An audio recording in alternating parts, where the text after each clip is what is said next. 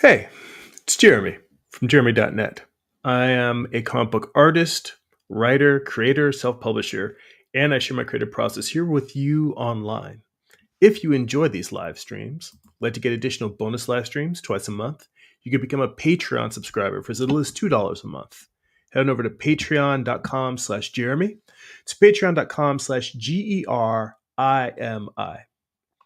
If you'd like to get a free digital sketchbook, blog posts about what I'm reading, what I'm watching, what's inspiring me creatively, work in progress animated GIFs, you can sign up for my free newsletter at substack.com/@Jeremy. And if you'd like to purchase physical copies of my comic books, or if you read digitally on Kindle, you can go to amazon.jeremy.net. That will forward you to my Amazon author page. All right, so let us get into it. So I am picking up where I left off last week, working on cover for my new comic book. It's a retelling of the story of Pandora's Box. And unlike the past couple of weeks, honestly, for most of this year, I've been so busy that whenever I sit down to do any work during the live stream, when we come back the next week, I'm literally like, I haven't touched it. So we're just picking up where we left off. And I felt like it's such a shame that we see so little of the process, or that we see so little progress. So I sat down last night and just spent a couple of hours just focused on getting ahead on this piece. And I'm pretty pleased with where this is because I feel like this is ready for cleanup and inking. And the cleanup is really going to be mostly just switching to black line for a lot of this because I am intentionally going to try and make, like, for instance, the way that the monster that's attacking here looks. This is pretty much what I plan to do, like close to my final line. I'm going to try and work rougher and looser. By the way, I am experimenting with a new audio setup, and I tried to set up so that if any of the Patreon subscribers join the voice channel, that their audio will be a little bit louder. And right now it says that my microphone is working. Everything looks like the sound should be fine. But if for some reason you guys can't hear me, if the sound is weird, either too loud, too quiet, or something's off, just give me a shout out in the chat. Or if everything's fine, just toss a thumbs up emoji in there. Because hopefully I'm just trying to find ways to make this experience a little bit more interactive. Anyway, I hope everyone is doing well. And yeah, all right, let's get into this. So at this stage, I have worked out pretty much all of my details. I didn't draw a horizon line in here the way I normally do with backgrounds because I'm intentionally going to let the perspective be a little bit wonky. I'm going to intentionally cheat it just because I want this to feel kind of loose and chaotic. Normally, I would put in a horizon line, make sure all my perspective points line up. And I see the Saints in the chat gives me a thumbs up on the audio. Thank you. Thank you, man. I appreciate it. So what I'm going to do now is I have a quick menu set up with just a flip horizontal. And I'm just doing this so I can take a quick look and see if there's anything that is weird with the perspective when I flip it.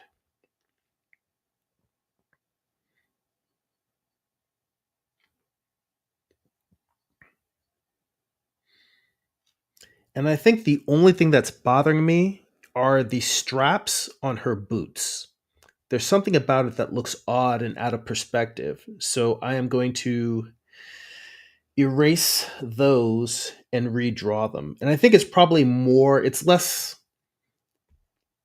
of a perspective problem than just the fact that the angle I put them at does not lend to the perspective that I want the legs to feel like they're at.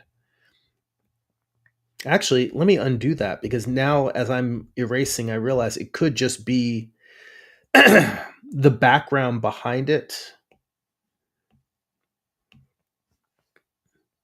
And if I erase some of that. And honestly, I shouldn't be erasing this. I should be masking this. In fact, you know what? I don't know if it adds to my layer count. This is an interesting question. I I don't know if this adds to my layer count. Let's see here. Hussein says that there is a tangent. Um, good. Where I mean, not good, but where's the tangent that you see? Because I'm always trying to find and eliminate tangents.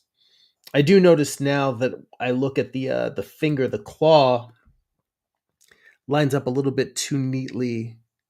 Whoops, that's not a brush, that's an eraser. I don't know if this is the tangent you were thinking up here, but either way, that's something I'm going to change. Let's see here. Hey, and I see Herman's in the chat. What's going on, Herman? By the way, I think I fixed the audio issues with the Discord voice channel. So if you do hop in there, hopefully you won't be as quiet anymore. So let's see here. Oh, yes. Hussein called out the tangent on the leg. He says right there with the floor. Well, you know, technically, I think there's actually kind of two tangents because there's sort of a tangent here and a tangent there.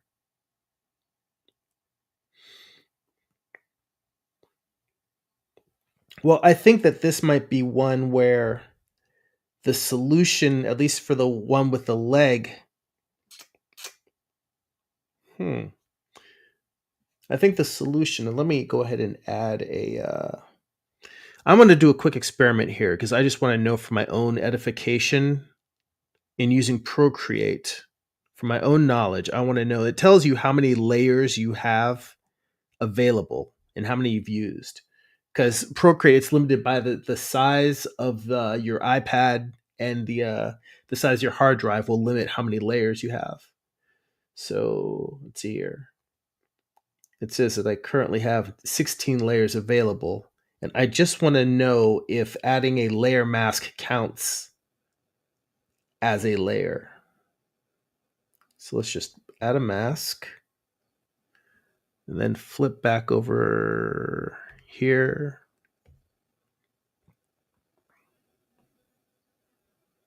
No, here we go. Yes, layer masks count as layers. So good to know. I can't get crazy with all of the layer masks. And the reason why this is important is because I'm drawing this at 5.5 inches by 8.5 inches, which is the print size for the trades that I do. Like that's how big the trades for Morningstar are. However, I'm drawing it this size, but at 600 DPI, which happens to translate to 11 by 17 at, let's say, 600 DPI. I'm drawing at 600 DPI, which this size at 600 DPI matches 11 by 17 at 300 DPI. And, that tends to be this 11 by 17 is the standard size that comic book pages tend to be drawn on. Okay, let's see here. Oh. Yeah, I'm thinking for the legs, what I might do is, instead of redrawing or changing all of these, when you've got a bunch of lines shooting out like that, it might make more sense to just erase around the leg and leave a little bit of a halo as opposed to changing the perspective. And now that I do that, I honestly think that's going to be the answer for the claw too.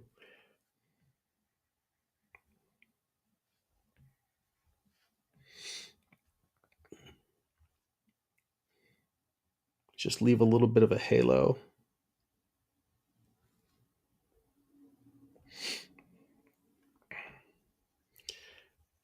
But I also wanted to erase or mask out the space. Now, I do need a little bit more room between her thigh and the floor. That just looks weird. Give it a little bit more room. And I was saying earlier that I was just going to kind of cheat the background and leave it a lot looser. This is kind of the downside of doing it with a loose background.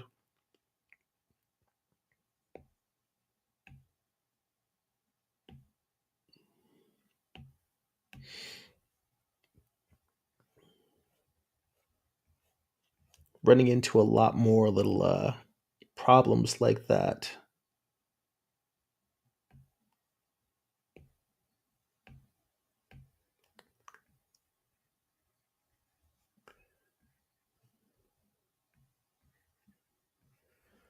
Let's see here.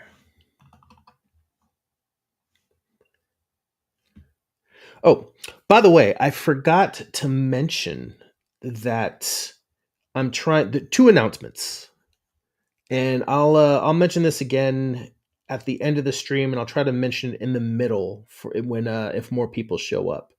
But two announcements. Number one, there isn't going to be a live stream next Sunday, so I've got some moving stuff that I've got to take care of. And number two, after this live stream today, when we're done, I am actually going to roll right into the. Well, I'm going to take a short break, like just a half hour, charge up my Apple Pencil, bathroom break, get a quick snack. And I'm going to charge into the first Patreon live stream of this month because I have been trying to figure out when would be a good time to schedule it. And it does not look like there have been any other times that would work well. And I was like, you know what? Let's just do it after this stream. So we will see how that goes. And what we do differently on that live stream is, as opposed to working on comics or artwork, it's more of an educational live stream where I'm going through some of the best art books around, try to suck out all the knowledge that I can. And I've been doing a long running series on Walt Reed's The Figure, where I'm just going through page by page through that book and doing studies of it. So if you want to join us for that, you are greatly invited and encouraged. And I see Gary Hodges in the chat, creator of Dinosaurs vs. Marsbot. Good morning, Gary. Welcome. Get in, get cozy, get comfy. Throw on some tea. Let's see here.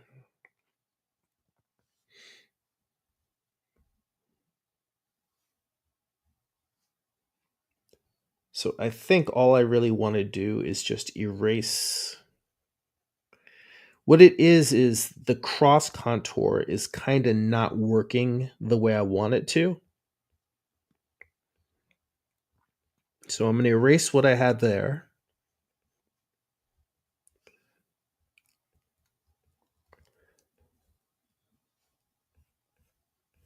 And then what I'm going to do is go with a super thin brush and just draw in just a straightforward cross contour.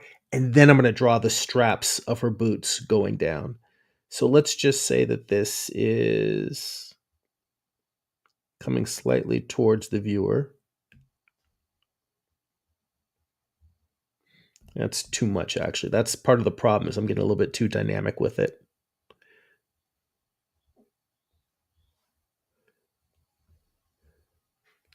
So something like that.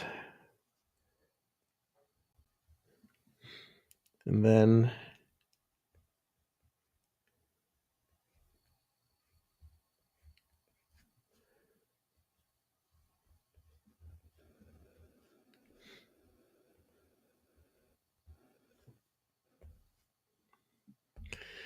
and honestly, little changes like this, these are the kind of things, believe it or not, these are the habits I'm trying to break myself of. I just want to see what happens if I make a comic where I don't try to use the same level of precision and, demand for, being correct that I've done in the past. Just try to get to quicker, faster, better artwork. Also, another thing about the background, the tangents that Hussein pointed out, having them in the background, like having them muted, is no excuse for leaving the tangents.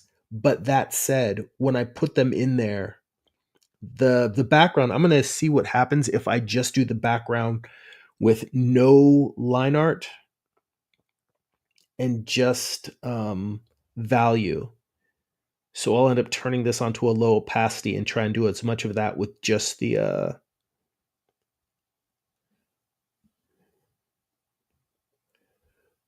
with just color instead of line and see how it looks. And that will mean that hopefully less the tangents will stand out less. So we'll see. All right. Um, on that note, I think that this piece is ready for me to ink, my digital inking, as it were. So let me flip it back.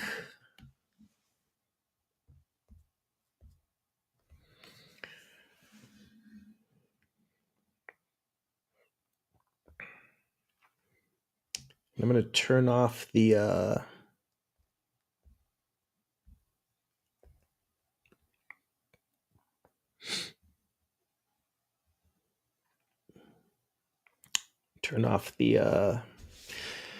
the logo, which is still not final. I still need to tighten that up a little bit.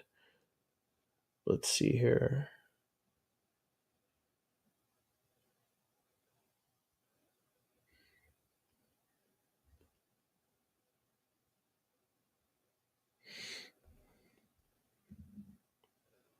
I think I'm actually going to just mash the layer mask together because I'm going to need those layers because I realize as I'm doing this that I'm going to need to keep the figure line art and the creature line art on separate layers. I mean, I don't have to, but I think it'll give me a much better piece if I do that. Now, what would be nice would be if you could adjust the opacity of a group.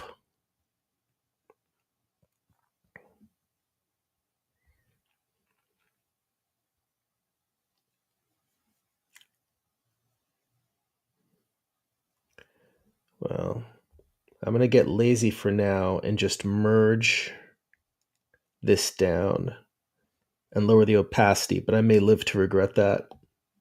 We'll see how it goes.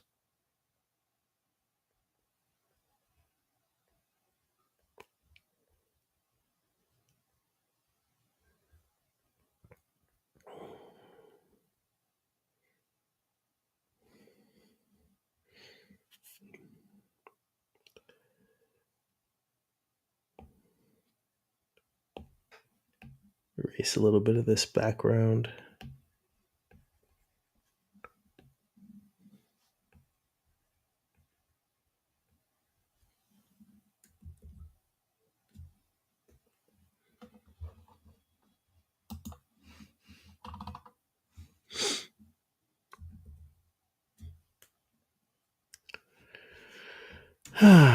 It does feel good to get back to doing some comic work and feel like I'm genuinely making progress on this.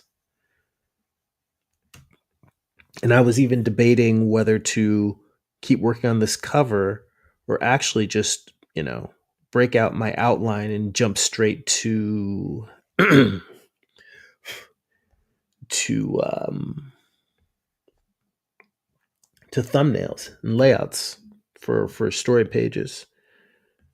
But I thought, you know what, I've already got this sort of in motion. Let's ride this out. Get this cover finished.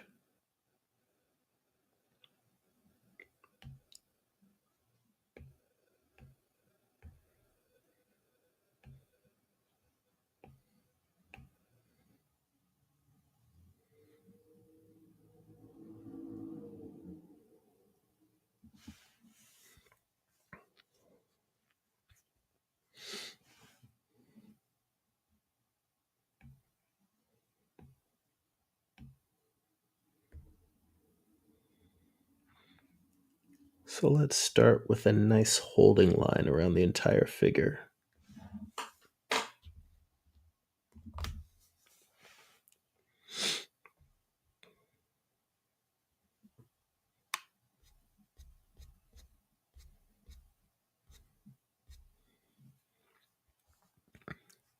Just flipping through my reference there.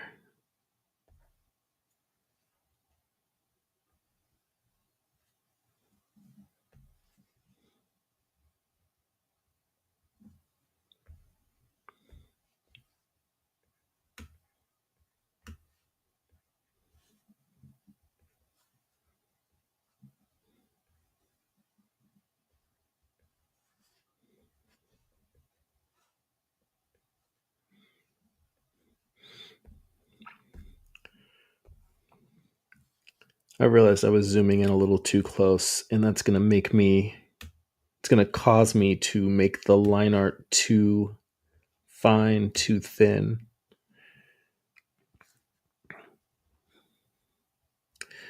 My general rule of thumb in terms of zooming in is no more than 200%.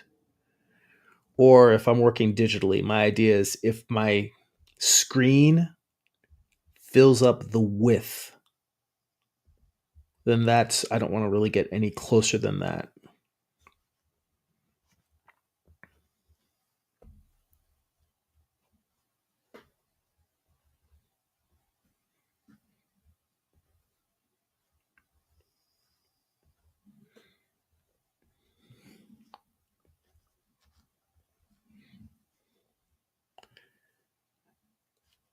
I need to make her fingers a little bit more delicate.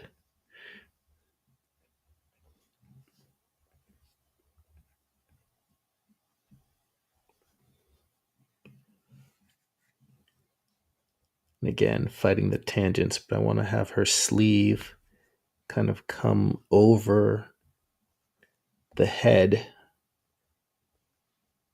of the baby she's carrying.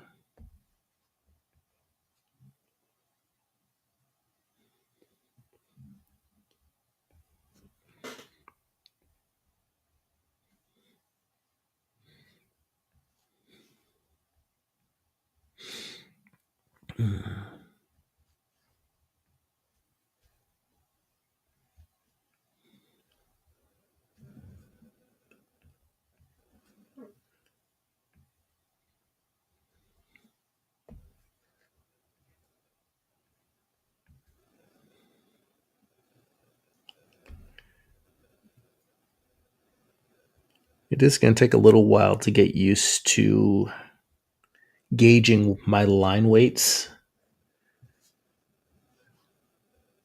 Only because when I do comic books, traditionally, I mentally just, well, it's not even mental.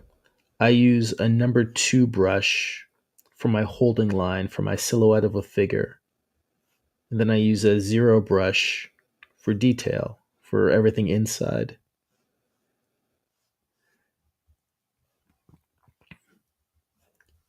And right now I kind of have this set up with some presets for my brushes that can sort of mimic that. But there's going to be drawing it and seeing how it looks to me on screen. There's going to be drawing it and seeing how it actually reads in print. So it'll be a little bit of a little bit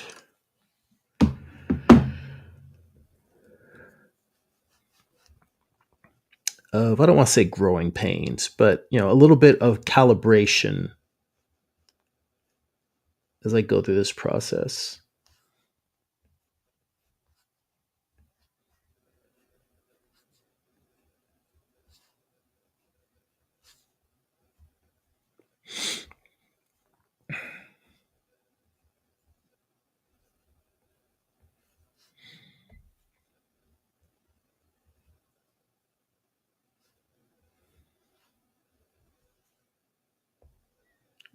Let's see here.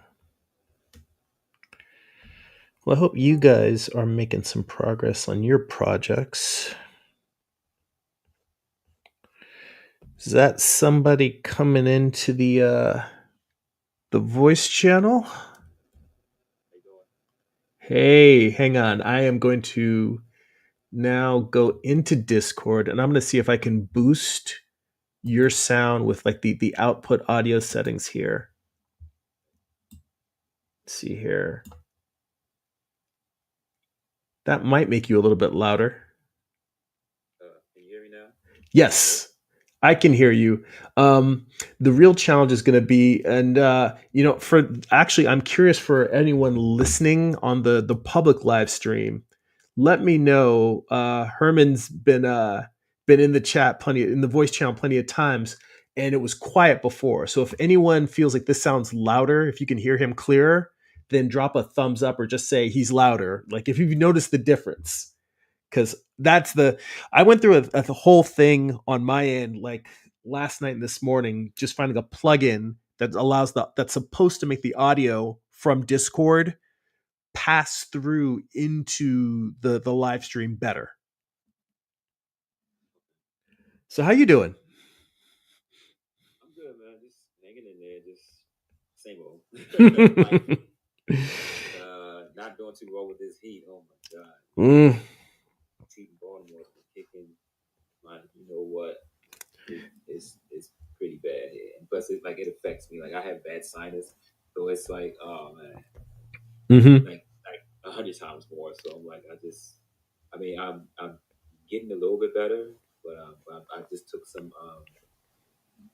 like earlier today, like some decongestion, and I feel like 10 times better. I was like, man, but it's like I have to. I don't know. It's like because I can't really tell when I'm not feeling well, Mm-hmm. when I start feeling sluggish, and I'm like, should I take the decongestion or something? So now I'm gonna just start doing that because because I can't really tell like if it's like my sinus with decongestion, whatever.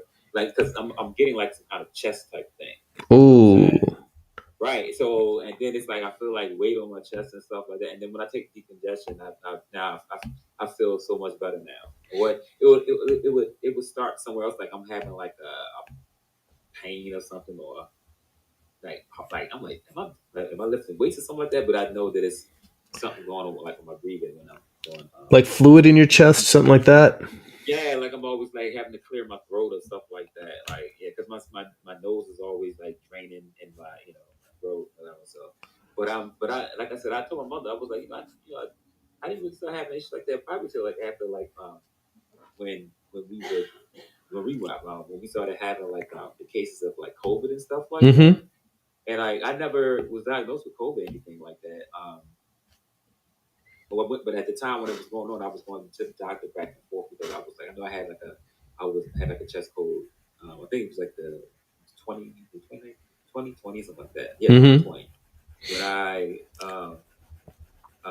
When I was just like I was having like really like chest issues or cold issue like around like probably around like my birthday, and then like and I noticed when I got a cold whatever it lasted like almost like dang, February, almost like February, March. And I was like, and that's when I said, yo, what is going on?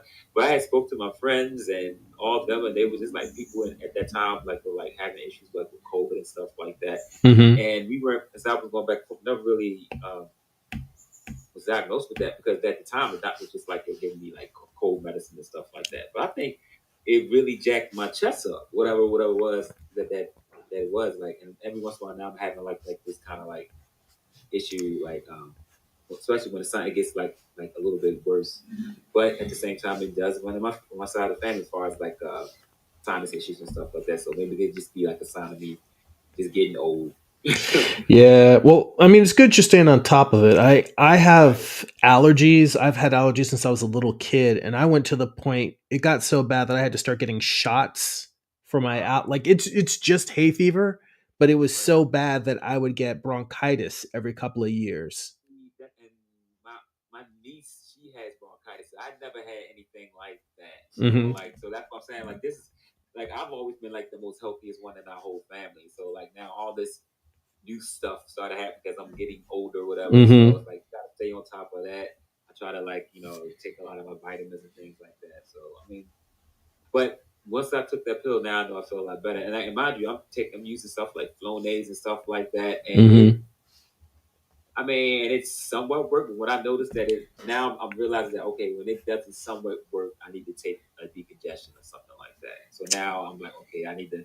It's because this is like I said, this is like some brand new stuff. So it started maybe like in the last year or two and a half or something like that. So I just try to stay on top of it like that. That's what you Yeah. got to do. I mean, as we get older, the Man, machine right, starts. yo? Like, come on, man. I'm supposed to be young forever. The struggle is real. The struggle is real. Man. Oh my goodness. Getting up, especially like getting up and then all of a sudden you hear your knee bone transformer Ooh. like a transformer, like Crack, crack, crack, crack, crack. you like, oh my god, like arthritis. Yeah, it's crazy. Like all this new stuff that I have to get used to. But that's why I try to stay in shape and stuff like that. And that helps out a lot. Staying in shape when you start getting older, just Yeah. stay in shape. I mean, I'll tell you this. I haven't talked about it as much lately, but there was a time where I was constantly telling people, even on the live stream, like if you're an artist, you gotta work out because it's a sedentary lifestyle. You sit in a chair for hours at a time, and it's like sitting is the new smoking. It'll kill you. Right, right, right. So I'm like, yeah, I try to drive my stationary bike. I mean, I when I when I go to work, I catch the bus to work. So like, I'm always walking up the hill. I'm doing like, I mean that I tend to stay young that way. And then like, when I mean, it's weird, like situations like when you see like a like me, like if I see a dog, Hmm. like all of a sudden, that youth come back. That I'm like 19 years old trying to run away from a dog or something. Yeah, I don't mess with. Oh my god. Speaking of dogs, like I'm at my job and like I do security whatever, and like we were like I was like doing patrolling, watching over like the areas because we have like um CCTV Hmm. stuff to do, and this one night all of a sudden like I'm looking because we have like different lots like this building has huge. It has like different huge lots with like thousands of cars park on it, and like so I'm watching this one lot and all of a sudden I see a pit bull and a German Shepherd just chilling. Walking around. They walk up to like the to the gate, and I'm like, oh Like they my own the goodness. place. Right. This was sound like around 11 o'clock in at night, and like people, and we still got people that work in the building. I was like, okay, well that's fine. I was like, as long as they out past the gate, and when I said that, they crawled right under the gate. I said, oh my god, man. I'm like, so I'm gonna have to call the police because I'm the only one on the property. I don't have Hmm. at that time. I'm like, it's just me on site, so I had to call police to come check it out because like I can't have like people getting off of work, after long hours of work and they walking on the lot. Next thing you know, they running for their life because the Because people some and the German Shepherd is there. You know what I'm saying? And it's kind of So suspect. It's kind of sus. There's like two dogs together. It's like that right. sounds like a little too random. Well, I should have put two and two together. Like I was like, maybe they could have been with somebody, and which they were. It was like Hmm. so before when after I made the phone call, like maybe like 10 minutes later, because they would just walk around, roam around a lot. I said, man, this is not gonna be good. So I went Hmm. up there to get fit up, whatever. So and a couple of cars had pulled up, and like you see, like put the gate, they couldn't get into the gate because I was like, wow. And then you see like someone was like crawling over top to try to get in and get the dogs, but like for whatever reason, they were like the dogs weren't going to them or whatever. I was like, so what's going on? So I'm like, are they? I mean, obviously they're here for the dogs, but at the same time, I was like, I can't open up the gate because I'm gonna wait till the police get there to make sure Hmm. because yeah, I make the call and all that. And then once police came, they were cool. Like as soon as I saw the police, I just opened up the gates, and then people, oh, the gate magically opened up. I'm like, yeah, and they just all walked in, whatever. And then actually the pit was like it was like a pretty nice dog. He didn't tear a new hole in a police officer, so he started patting him on his head, whatever, like that, whatever. And then, but the other dog, for some reason, was in distress, whatever. I think that's why the dog didn't. Because when they were calling, he just wouldn't leave the dog's side, and the dog was just sitting there on the ground, whatever. And the German Shepherd was like something was going on. I think something was wrong because it got to the point where they had like because the dog wouldn't stand up, whatever. So they put the dog on some kind of cloth to pick the dog Hmm. and put him side of like these people's car or whatever. And like, 'cause I was like, yeah, he obviously he must have been sick, like and the dog was just following him around. I guess God, like that's it was pretty weird. Like I was saying, I've never really see dogs do stuff like that. I mean, I see on YouTube videos when dogs Hmm. kind of like help each other out, whatever, in that way. But the dog was just kind of like standing by his side, but it was over. Like the police came, got the dog, whatever, and the people like it was like a couple, like, two cars and like a girl and a couple of guys, whatever. Like I guess it was their dogs, whatever. And I'm just like, but I'm like, where were they at? You know what I'm saying? I was like, just trying to figure out, like, because I mean, this is like busy streets and stuff Yeah, like you can't that. just Like, let your dog run wild like that. I mean, just for being concerned, being a concerned pet owner, you don't want your animals right, get hit by a car. Somebody might scoop them or up or do something nefarious. right, or shot by the police. Because that was one thing I was like, man, I was like, I hope the police don't have to do anything like shoot. But at the same Hmm. time, I was like, I got patrons, people Yeah, that your care job about is to the protect the building, but right. you don't want anything to happen to the dog. Yeah, Yeah, they exactly. know. Yeah. Definitely Yeah. don't want nobody to walk out there and be like, yo, I got chewed up. You know what I'm saying? Like, that's crazy. Yeah. Hey, I was getting off work. I was going to ask you inking question. When you ink, do you use holding lines before you go in and do detail and on the figure? um, holding lines. Yeah, I mean, holding lines. That would be like the thin lines or something like that. Like, I mean, Well, I noticed what you do. You kind of like I can see that it's yours a little thick. So like this might mhm. be look like you're using like a two or something like that, two or three, like size or something like that to ink your stuff. Yeah, well, I mean, for one, something that really like I took as a revelation was a friend of mine who, my buddy Carl Altstetter. I mean, he's been making comics for like since I was in high school, Right. but he showed me one time because he saw me inking. He was like, "Dude, just do the silhouette first, and get Yeah, I do. yeah." And I'm because here's the thing. He's one of those things where he'll show me a trick and I'll be doing it, and then he'll say, like, and you can also do this. Because at the same time, the idea of just spotting all of your blacks first Right. saves Oh yeah, I agree time with that. because then you just say, all right, let me you realize how little drawing you have to do if you're just coming in and all the blacks are just done for you. But at the same Right. time, I tend to be somebody who's very linear in terms of like how I approach drawing. I'm trying to get more sculptural, but the idea of coming in and doing all of the silhouette first, getting the figure so that it feels, so you can really read the pose with just the outline before putting any of the detail in there. Right. That was what I've been doing for a number of years. And now that I'm just getting back to doing sequential pages, it's interesting because part of me, my habit and my approach has been get that silhouette in first. But as you can see just by this, I'm kind of half doing it, but then kind of half spotting blacks.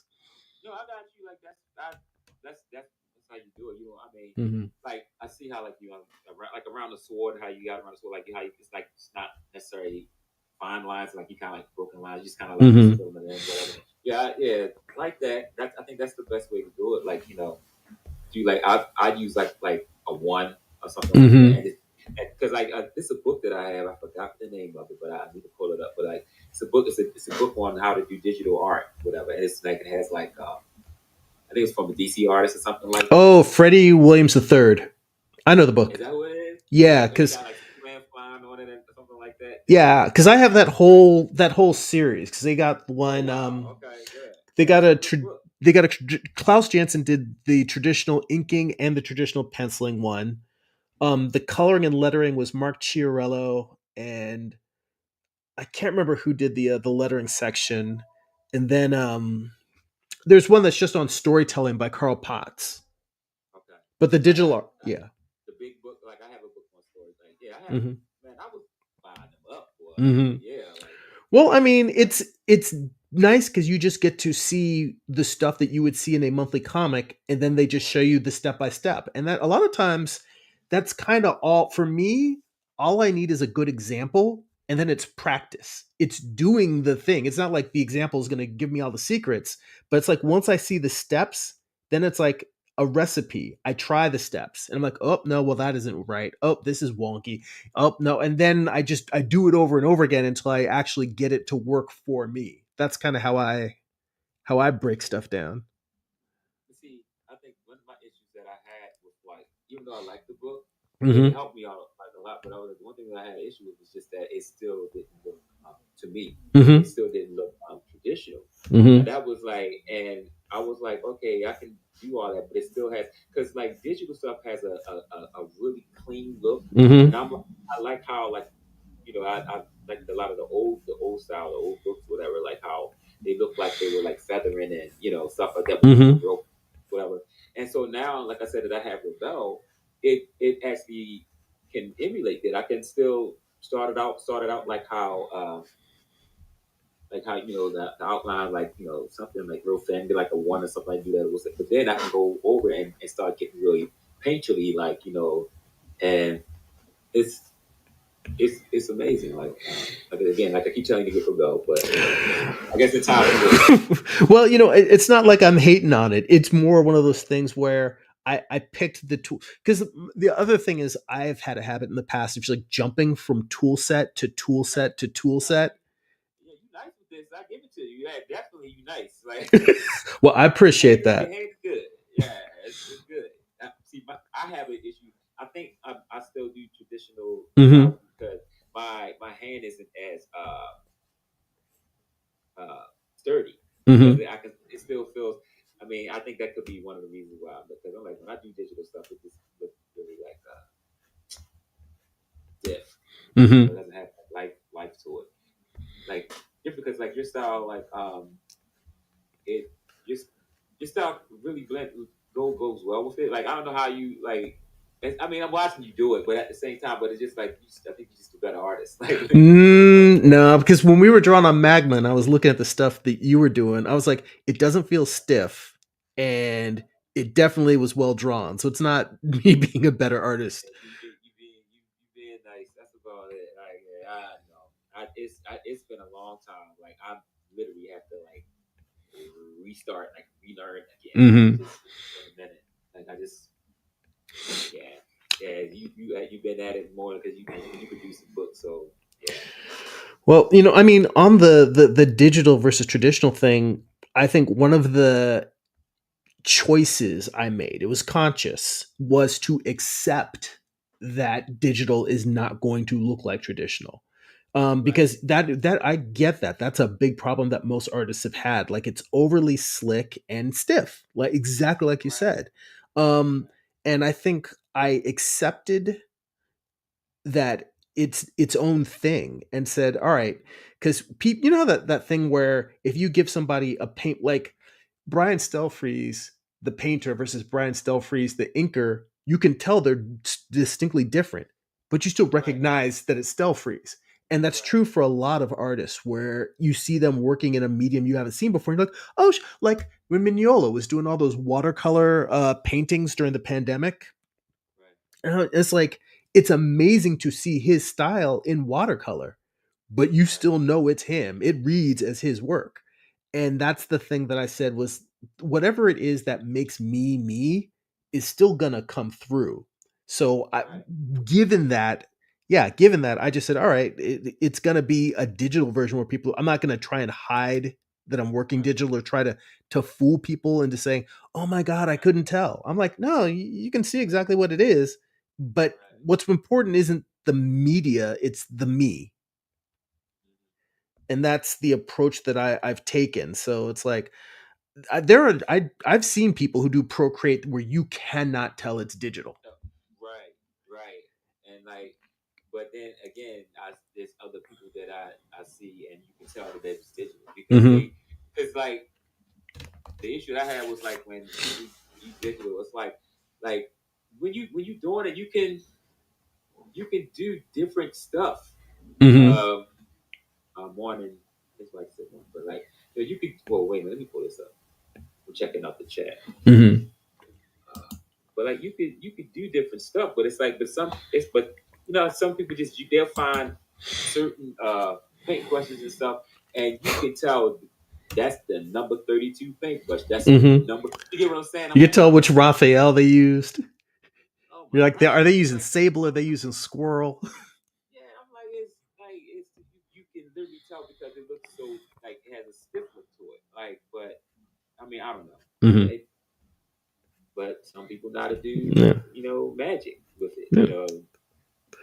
Oh, by the way, this is this is more for like the rest of the audience.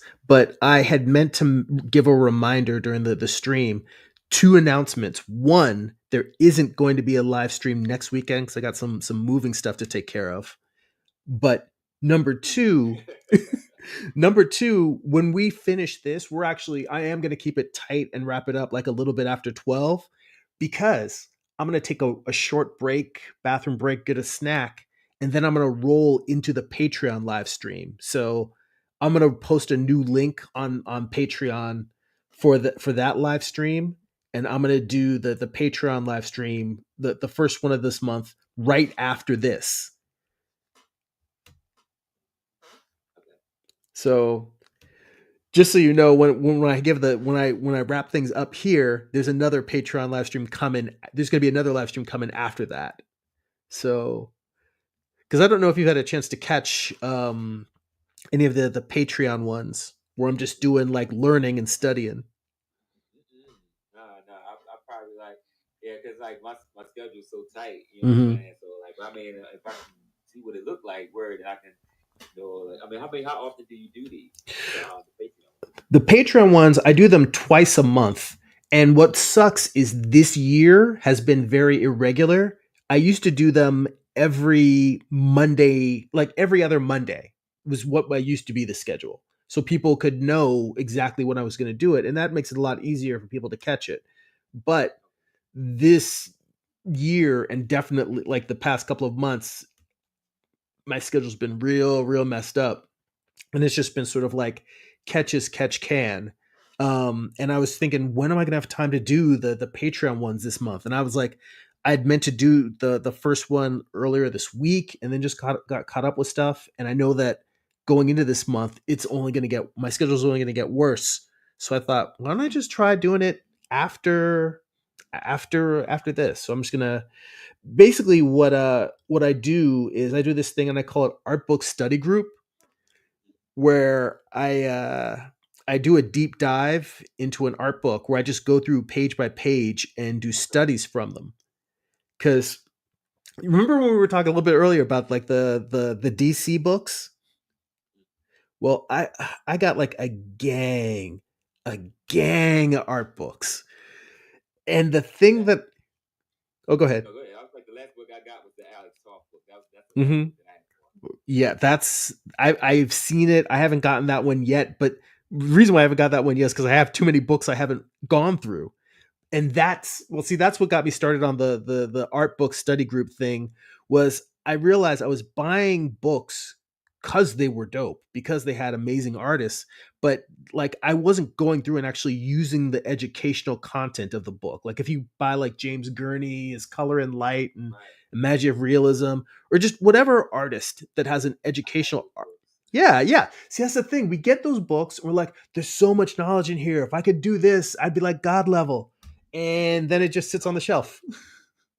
This book is complicated, Like it's just you got to really sit down. I mean, my Mm-hmm. brain, man, I've been going through a lot. Like you really got to be like, okay, I'm gonna try to chill and try to look at this James Gurney book and Mm-hmm. just try to focus. You literally have to focus on that book. Like I mean, Mm-hmm. you can still Mm-hmm. skim through it and look at images and stuff like that and techniques, whatever. Like, but yeah, if you really want to like learn, like this dude is like he's like a thesaurus of like information, dude. He's like Mm-hmm. wow. Let's see. Amar's in the chat, but I just wanted to give a shout out to a couple folks in the chat. Jim is there.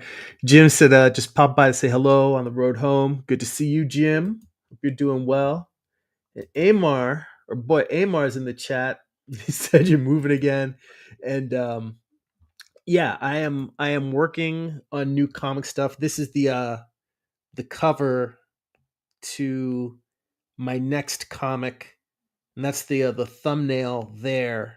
And I'm working on the digital inks right now.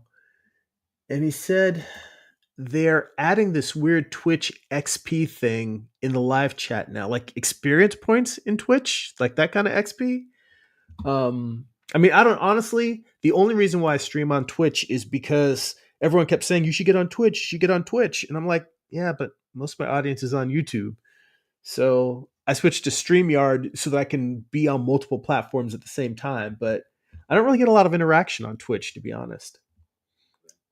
I mean, that's no shade. There are some people. There are definitely some viewers who have come and been on the chat regularly who are from Twitch, but not a lot. So it's kind of hit and miss. Let's see here. Anyway, Yeah, this looking good, man. well, thanks. I appreciate it. It's I mean, I try never to take it for granted. Like I feel any drawing I do that doesn't that isn't a train wreck, it's it's hard fought, you know. It's not like I think, oh, I'm doing good work. You know how it is when you know that the results are because you busted your ass and not because you're talented, Right. which I appreciate it more.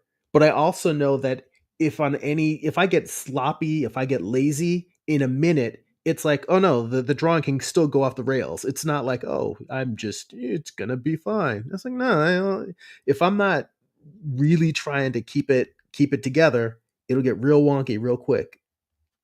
Stay focused. Like I mean, I same here. Like it's like I know I can draw. I've been drawing years, but at the same time, it's like it still take. It's really hard for me, like to really do it though. Like Mm-hmm. I really have to work at it. I wish I was an 8-year-old kid that draw like Rembrandt. You know what Mm-hmm. I'm saying? Have you seen kids like that on YouTube? Whatever. Like Oh that's yeah. amazing. That's crazy. Like savants, basically. I'm like, I wish Mm-hmm. I could do like that, but like, no, I actually literally loved art as a kid and just kept staying at it. You know, Mm-hmm. eventually I went to like I decided to go to art school. Like I mean, I remember 14. I went to like some kind of after school thing at another school, drawing like real people and things like that. I mean, I I had a little journey as far as like doing stuff here and there, you know, but yeah, I just when I finally finished school, I was just like, oh, let me try to get a job. Like that's the dilemma. Like let me see what else Yes. they're kicking at. Yeah, stuff Well, like I that. mean, but honestly, art students now have the same dilemma. Like I was just watching a video from Lightbox Expo where he was talking about like all the stuff like where kids are coming out of school and they're just like, what do I do? Right, The right. internet, like it was hard enough to make a living as an artist before like the internet just started collapsing Doing in its thing. around us. Hmm. So I mean, and yeah, I mean, I make a living doing creative work, but I don't make a living drawing.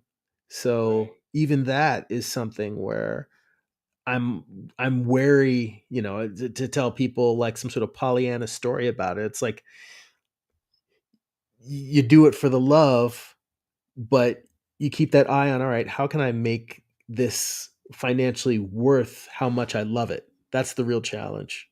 Is is this a reference photo that you're drawing from, or did you create that one too? The one on the left, Yeah. yeah, I drew that too. That's a sketch of the character. That was part of my character design. Like I have a whole Okay. Okay. separate document where I was like doing sketches, just working out her costume. This is just a silhouette study of her, and then Cool. this one is just another.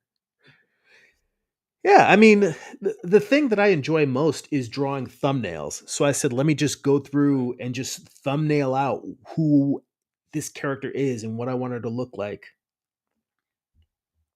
Amar said a lot of the kids now are getting intimidated with AI. Yeah, I'm like, yo, not just them. Like, I'm like, oh my goodness. I mean, it take when it. I'm remembering like when in school, like I was Hmm. spending like 10 when I first started learning how to do like charcoal drawings and stuff like that, like 10, 15 hours when you trying to learn the medium and stuff like that. And then when you could just like, hey, AI, do a Hmm. drawing of a man, muscular, standing in the sun, I don't know, picking up a tree or something like that. And they could do it in a matter of like, in seconds. You know, Hmm. it's crazy. Well, I mean, here's the thing, and this is something that, Amar and I have a lot of conversations about AI because, some people are pro AI, some people are anti AI. And I try to keep my mind open only in the Right. sense that it isn't something that I want to use, but if it becomes the only way to make a living making art, Yeah. I want to at least understand enough that I can continue to do so. But Right.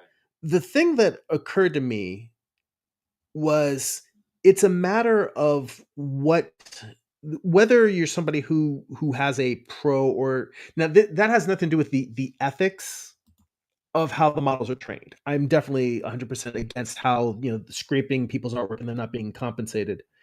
But I started realizing why it is that I don't gravitate towards it as a tool, as just as part of being my process and my workflow. And it's the difference between they have an expression in writing. They say that there's writers who hate writing but love having written, meaning when the work is done and they have the result, they're very proud of the result. But there's a lot of people for whom they do not take pleasure in the actual act of writing. And I've talked to enough artists, like, I always loved drawing, just drawing, whether it came out good or bad or whatever. I love doing it. And in fact, I love it more than the result. It's I think only. everything has to be perfect all the time. Like that's my issue. It has to be Mhm. perfect every time that I draw, that stunts me, Mhm. uh, my growth. Well, did you always know artists who really didn't care about the process? They just wanted the cool finished thing. No, it's crazy. Like it was. I don't think so. Like I don't Mhm. think like because when I was in school, um, because of my situation, then many years ago, I was on this path of, like I have to get it done. I have to Mhm. finish it. I have to like I was on a grind. I was always on on a grind to the point where I think I didn't have enough time to even enjoy the time that I was spending at art, spending at art school. Mhm. It was always my work and having to make sure I have this, make sure I have that while doing the work. It's just I never really had the time, and I don't remember any of the other artists like that were there at the time, doing that other than yeah. But now, yes, I do. Like I remember the students that was just walking around and chilling, and Mhm. it's just that I was a working student. That was a difference. You know what I'm saying? I was a working student and a working Mhm. artist student. So like, and then compared to other artists that were like there and just actually going to school for what they were supposed to go to school for, going there to learn. Like I went there to learn, but at the same time, it was just like I was like a drill sergeant, like as far as like trying to get everything done. I didn't have enough time to like even enjoy when I was doing it. It was just Mhm. work, work, work. I was always working, so that's why I'm now burnt out now. Well, I mean Burnt out. but I mean, I can see a lot of people feeling that burnout and saying that's why they want to, that's why digital might appeal to them, or not digital, but AI work. Well, only in the sense that once I was kind of out of school and just in the world, did I encounter artists who genuinely were like, they enjoy the creative result, but they did not enjoy the process. And art seems like an insane thing to go into if you don't enjoy the process. That just seems weird to me. Um, but for me, the process is intimately connected to the result, as opposed to as opposed to it being an artifact that can be just discarded.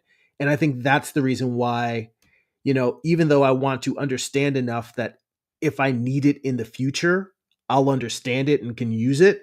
But it's why, that's why I don't gravitate towards it. But it's just the type of person, the type of artist that I am. And it's recognizing that, yeah, there are artists out there who literally are like, it's just a job. I don't really care. Whatever helps me get it done fastest is what I want to do. Whereas if I got paid the same no matter what, I would probably take twice as long on everything. Not because I'm lazy, but because I would explore. I would be like, oh, let me try these different color palettes and let me do this and that.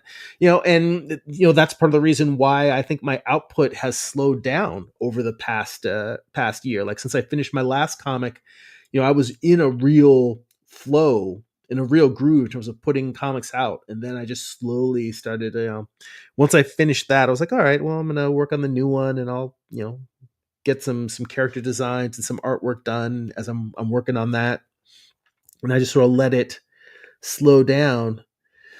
Um, I think I that. like, Go ahead. I like, you know what I'm saying? I like the way how you did the hair because the way you did the hair is almost like you're painting with a paintbrush. Like Hmm. how you when you do your inks. Like when I notice when you do your traditional stuff, you're kind of doing very similar. Like it's I'm like okay, yeah, but it's just like for me, I don't know. It's just like I'll traditional, and then when I do digital, they look like two different things. Like it's like Hmm.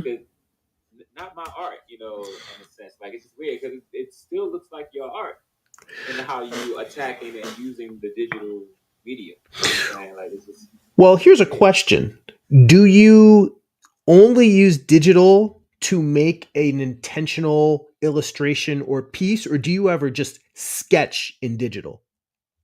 I I think from what I remember, like I just kind of just like I was just sketching and messing Hmm. around, and then I would try to mimic uh how I draw with a pen. Hmm. Like with profile because I always like I said I don't really draw with a pencil. I just keep I buy those black gel pens. I just keep Hmm. those on me and use those to draw. I keep that black gel pens and markers and black markers and I need to get some white out, but like stuff like that. It's Hmm. just because that still feels traditional or to me. You know what I'm saying? Like feels like I'm doing something with my hands, whatever, and making it like I mean not to say that digital isn't. It's just that I don't know. My hands just seem it just seemed like I The never got the tools do used to. not respond the same way that Right, traditional tools do. right. It just I never got used. I still and not a digital stuff like that. I still haven't really got used to using it. Well, you know what? Let me show you something real quick. I let me flip over here. Um, and by the way, I Can I see see the that? last couple of comments in the chat. I'm gonna show Herman this, and then I'll talk about those comments, and then we're gonna wrap up this stream and jump over to the Okay. Patreon one. But let me go back out to my gallery. One of the things that I think really helped me in terms of getting good at digital or getting better, improving, was I just created like a digital sketchbook, and it literally is like some of it is studies of like I just looking at a photo or an illustration. Some of it are just doing studies of primitive shapes. Sometimes it's me playing around with different brushes to see what a particular brush can do. Could do right. Um, but the same way that like sketchbooking for growth, where you're it's a playground for you to experiment and play, versus there's artists who have sketchbooks where every page is a work of art, Right. and I am not that dude. I admire it. Not me. Yeah, I admire it. I think it's amazing. I think it's beautiful. Um, but when you talk to those people who refuse to use sketchbooks because they know they can't make every piece a work of art, that the mentality of making it perfect gets in the way. Again, it's that perfect is the enemy of finished. Like my sketchbooks are like indecipherable garbage. And to be honest, my digital sketchbooks are kind of the same way. Like I'm showing you this stuff. I mean, these are all studies that like no one would you would I would never consider this finished art that I want to like put in a portfolio. It's literally just me going and start sketching, create a new document, start sketching, create a new document. And I feel like that helped me with digital in the way that you and I were talking about. Like also it's something where like this sketch that's right here, this is I forget his name, but he's an illustrator and a concept designer. I think he worked for Riot, and he goes by Shape Carver on YouTube. But I watched one of his videos. He's one of those guys where he starts with designing really dope silhouettes of characters, and then he'll paint the character details into it. And it's one of those things where I see, you'll see an artist do something, and you're like, oh, I want to try that. So my digital sketchbook folder is just me studying, experimenting, and playing, except I'm doing what I would do in a traditional sketchbook with a digital sketchbook. There's some where I would like just see a photo somewhere. I'm like, I'm just gonna do a little quick landscape study. Um, I say all of this to say that if digital feels wonky to you, it's more that my guess is that it's more that the tool you you haven't got a way to make the tool make the marks that you want it to make. And it goes back to what we were saying when I was drawing that other, the comic cover that I'm working on right now. It's not necessarily the media. It's that the marks are going to be what the marks are going to be. I'm not trying to control the marks to make them look traditional. I'm just trying to make them look like me. And I think Right. you can find a happy medium where the artwork will not, it'll still look like digital. It'll still have the crispness, but more often than not, I think sketching will just get the stiffness out. And then if your drawings aren't stiff, even if they're digital, you're like, it's gonna feel like you. And once it feels like you, then you can be like, yeah. Yeah. Let's see here. Um, I have a, all right, I'm gonna I have run back. a web. Go ahead. No, I was just saying, like I have a website a free like Wix website Hmm. where I put some work. I haven't. It's been like years though since I set it up just for like for resume and stuff like that. But I mean, Hmm. uh, I don't know. It's just I'm just like I'm still just amazing like in looking at the stuff that you're doing right now. Like I'm like yeah, this is good, man. You I'm know, like it's just I'm honestly telling you, I'm not blowing smoke up your ass, and I'm not trying to like hype right, you up. When we were doing the right, magma thing, and you were drawing, because I know that you're very modest about right, your skill and where your abilities are. I was like, damn, you just need to go make whatever it is you want to make. Because I was like, your work is on point.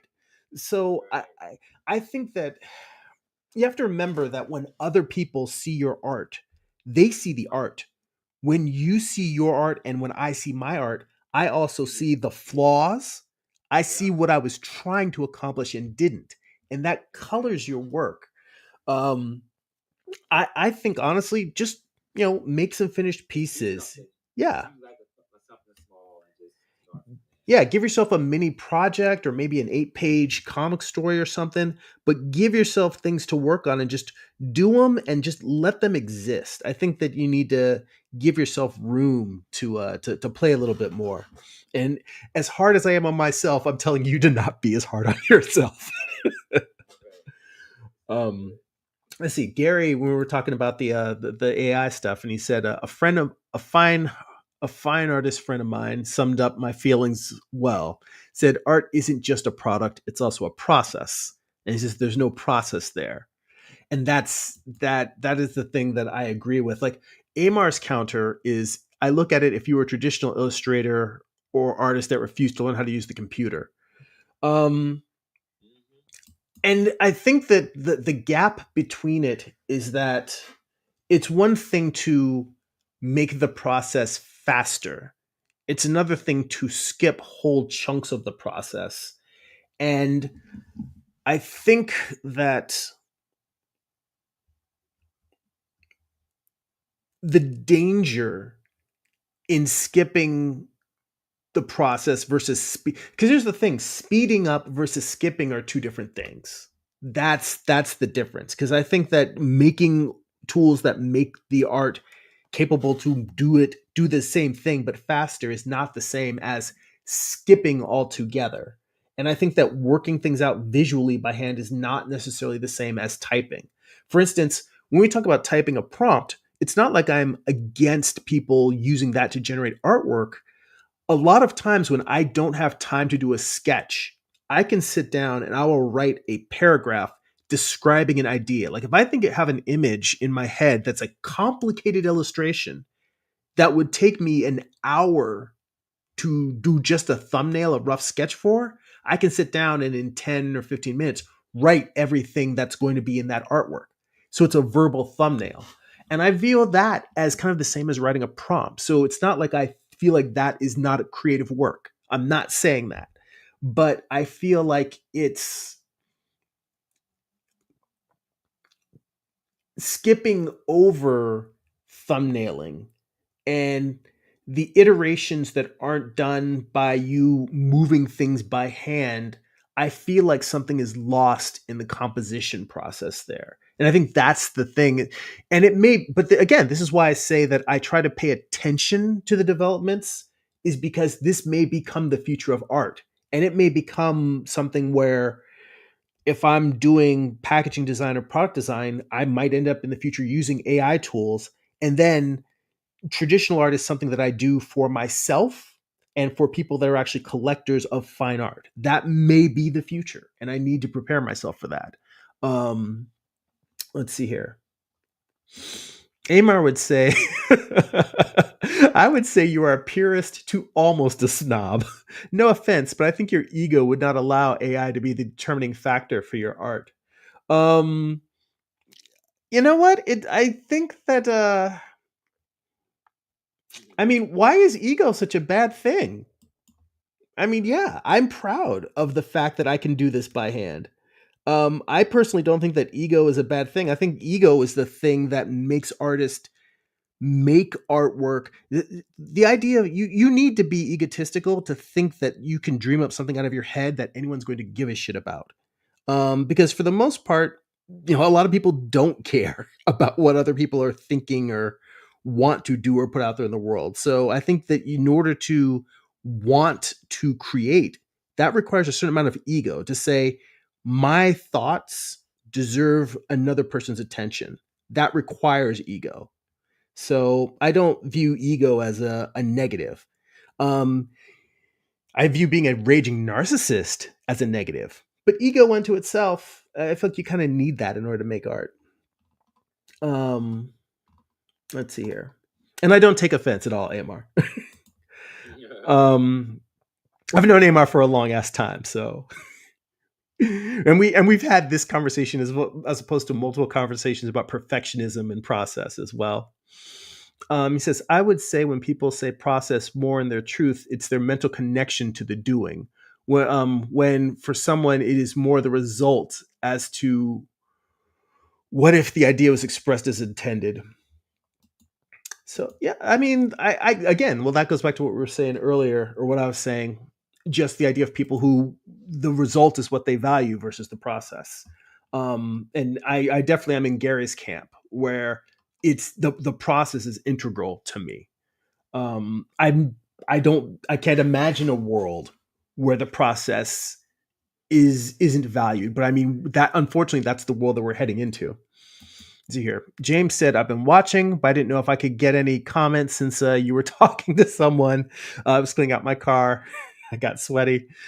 Yeah, sorry. Well, I mean, not sorry, but one of the things I've been doing is keeping the voice channel open during the live stream for subscribers so we could just, chat in addition to the comments, typing in the comments.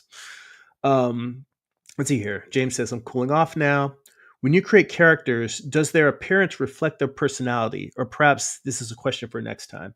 Well, we're wrapping up here, so it is a deeper question. We can talk about character design, but absolutely, yes, the intent is for the character's design to reflect their personality. And it's tricky because I don't consider myself the best character designer. So it's a lot of work for me to try and really figure out who the character is and how to get their appearance to express that.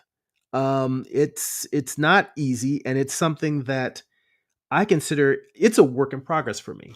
I am working on developing that ability to have their appearance convey their personality. And sometimes you can do something kind of like Quasimodo, where you've got a character whose personality is contradicts their physical appearance. Let's see here. Amar says, my sketchbooks are like journals that would include anything related to something creative or what I'm currently thinking about. Yeah, see, that's interesting because we differ in terms of how we value process, but we collect and organize our ideas, I think, in similar manners because that's how I use sketchbooks as well. And I think, Herman, you too, you kind of said that yours are just, you know, it's getting stuff down. Right. So let's see here. Gary says it's absolutely a difference in the relationship with the doing. It's the difference between ordering a burger and making one. You know what? See, now that is an interesting comparison. And because that's a place where, yeah, I love to eat. I don't really care to cook. That's a place where I think that it's too much to dig into on this stream. But I think that looking at the, because I'm trying to come at it from the viewpoint of someone who doesn't desire to use AI tools, but trying to genuinely understand the mindset. I'm trying to understand the creative mindset of someone who is enthusiastic about those tools. And I mean, in Amar, we this is the conversation he and I have had a lot, but I think that the cooking thing is an interesting metaphor because that's a place where I can get on board saying, if I could just order off of a menu and say no pickles, extra mayo, that makes sense to me. Um, Gary says Julia Child had a great bit of advice for when things don't go right. He said your audience doesn't know what you intended. Very, very true. Let's hear. Amar says, for me, the doing is less important than the results.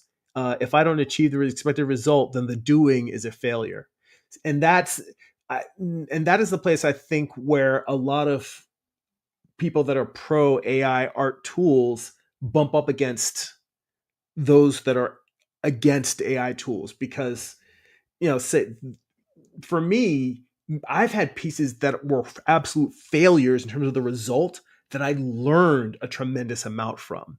And in my figure drawing classes, I learn way more from a bad drawing than I do from one that just I rendered it and everything came out perfect and I got the proportions right and I got the gesture and his expression. It even looks like the model. Like I don't really learn a lot from those. I learn from my failures. And it's that learning that is interesting to me, to the point where I produce less finished work because I'm overly engaged in the learning. Um, but I mean, but again, that's one of those where I can understand your point of view. Let's see here. Hey, Dylan's in the chat there.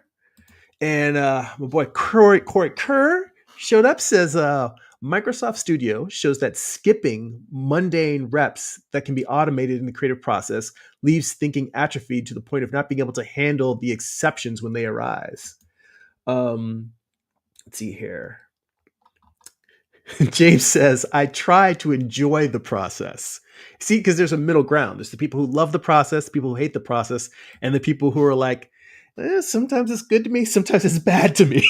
Let's see here. Corey says MIT did brain scans that show a decreased amount of brain activity over time with AI use. In other words, heavy AI use, mashes is stupider. Let's see here. And Corey says, but what if having something else cooked for you made you dumber? Yeah, okay, that would be a problem. Well, no, well, here's the thing. When my wife does the majority of the cooking, and I am a worse cook than I was before we got married. I would cook regularly. I was pretty decent. I can make a meal for some friends. I made some meals for her. Um, but now that she takes over the majority of the cooking, my cooking abilities have atrophied. So that is true. That's fair. It's fair. Let's see here. Dylan said, I heard something about AI recently and wanted to share it with you, Corey, but it's not coming to mind at the moment. Let's see here. And Amar says to Corey, I would say the same thing about social media. And I knew immediately after this, Corey was going to say 100% agree. It's proven that our attention spans are significantly shortened. Yeah, Corey has done a lot of great animations on his YouTube channel. If you check out Corey Kerr, just look him up on YouTube. He's got a lot of artwork, even before AI, a lot of art and animation about social media and it deadening both our intellect and our civility and compassion for others, which I think that is the great, it was supposed to be the great connector. And now it's been the great, I don't know what a word is for reducing or removing empathy from people. There's a word out there. I'm sure someone can think of it. I cannot. I see Chris in the chat. Good to see you, Chris. And then Corey's here. All right. We're caught up on the chats. So here is what we're going to do, guys. I'm going to take a short break and we're going to end this live stream. And if you are a Patreon subscriber, you're going to see a Patreon appearance in about 10 or 15 minutes. You're going to see a link for a new live stream. We're going to jump over to our bonus live stream where we do deep dives, some of the best art books around, try to suck out all the knowledge we can. We're going to be doing studies from Walt Reed's The Figure. I've been doing an ongoing series for like over a year now, just going through page by page, doing studies, breaking down the examples in here. I think this is one of the best books out there on the process of drawing fundamentals. It's not even that deep in anatomy. It's just understanding volume, structure, and proportion. But it's an excellent book. We're going to continue with that. And the voice channel will be open on that one as well. So if anyone else wants to hop in, and if you're free later on, Herman, you are. Well, I'd love to have you back while we're working on that too. So let me see. Oh, okay. Here we go. What time does it start? Like how long y'all gonna be in there? I will probably start about 12:45, like 12:40, 12:45. I'm not It's not gonna be too long. Like I'm gonna take like a 20-minute break, go to the bathroom, Okay. make some snacks, put the link up, and I'm gonna go for like another hour. So, and again, if you miss it, if you got other stuff to do, the replay for that will be on Patreon. So I'll post the link for that later. You'll be able to watch it later. Appreciate that. All right. So for everybody else, if you want to get in on that, you can head on over to patreon.com/Jeremy. It's patreon.com/GERIMI. Um, if you like to get free digital sketchbooks, work in progress animated GIFs, blog posts about what I'm reading, what I'm watching, what's inspiring me creatively, you can sign up for my free newsletter at substack.com/@Jeremy. And if you'd like to purchase physical copies of my comic books, or if you read digitally on Kindle, you can go to amazon.jeremy.net. That'll forward you to my Amazon author page. You can pick up books like my first graphic novel, Eye of the Gods. It is a standalone psychological thriller about a man cursed with visions he cannot control. Or you can pick up my most recent project, Morning Star. It is a retelling of Lucifer's fall from heaven as a Western. So it's an 8-issue series. Volume 1 contains issues 1 through 4. Volume 2 contains the conclusion, issues 5 through 8. All right, guys, I appreciate all the comments and conversation. Herman, thanks again for joining us on the mic. Hey, everybody, let me know real quick. Just leave comments on there if you could hear Herman better in this live stream than in past live streams. Yeah. So it's always fun catching up with you, man. And hopefully I'll talk to you in the Patreon live stream. And if not, I will catch you later. Oh, one more thing, guys. No live stream next Sunday. Just letting you know for the public live stream, that's not going to happen. And I will hopefully catch you the week after. All right, guys. That's it for now. Go be creative. Peace, y'all.